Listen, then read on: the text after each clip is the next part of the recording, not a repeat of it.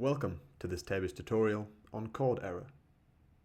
In this short tutorial, we'll explain chord error in Tebis and why it matters for your CNC programming.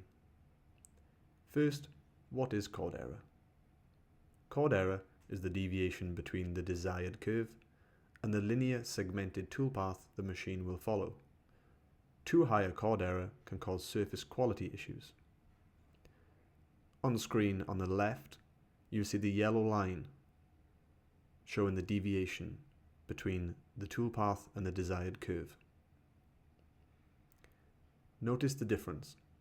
On the left, a large chord error, on the right, a small chord error.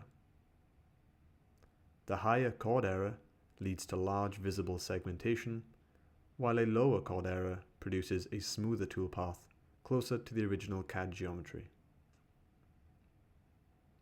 In Tebis, you can set the allowed chord error directly in the toolpath settings. Under our Path Definition tab, you will find chord error. This controls the tolerance of the curve approximation.